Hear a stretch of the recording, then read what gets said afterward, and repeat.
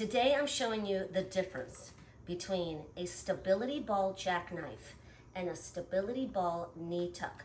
Both are great core exercises with great shoulder stabilizing movements, and they're both great ways to train towards that stability ball pike, which is the ultimate core exercise with the ball. All three require lower back stabilization.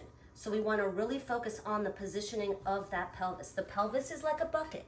We want to make sure that as we do this exercise, we lock in that bucket, spilling it back. So tailbone goes under, the front of the pelvis comes up. That forces us to engage the core. That takes that curve out of that lower back, stabilizes that entire upper body. Second thing you want to make sure that you do is don't allow your body to move. So the shoulders remain always above the wrists. So first, let's go over the stability ball knee tuck. The more of your body that is making contact with the ball, the easier, the more stable you're going to be. So hands go about shoulder width. The wrists are going to be directly underneath the shoulders. And then if you're just starting out, you can have knees on ball.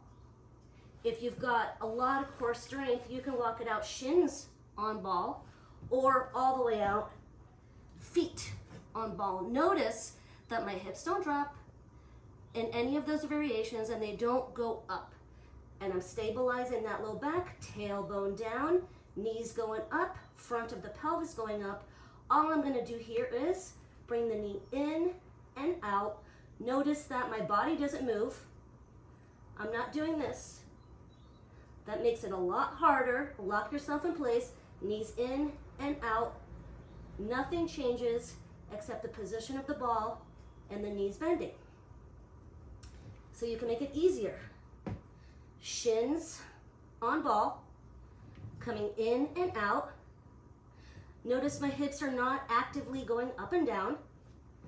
I can place my knees on there for even more support, bringing it in and out without moving the shoulders from that position, without dropping my hips down. I'm continuously spilling that bucket back, so tailbone down, front of the pelvis up.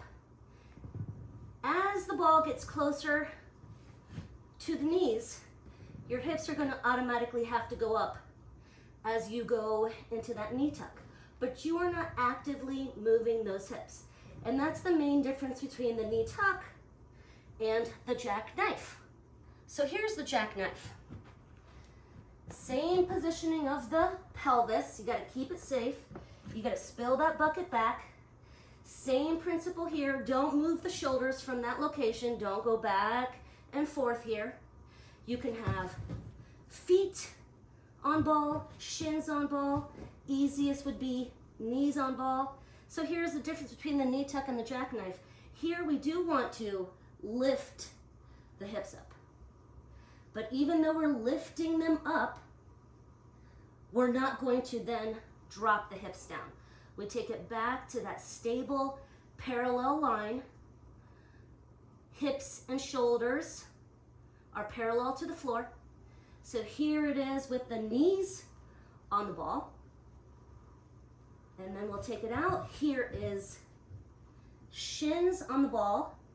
I'm bending the knees. I'm actively lifting hips up as high as I can go. It's a lot harder than a knee tuck.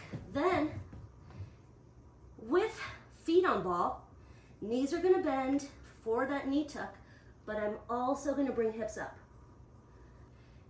Here's the knee tuck. Here's the jackknife. With shins, here's the knee tuck.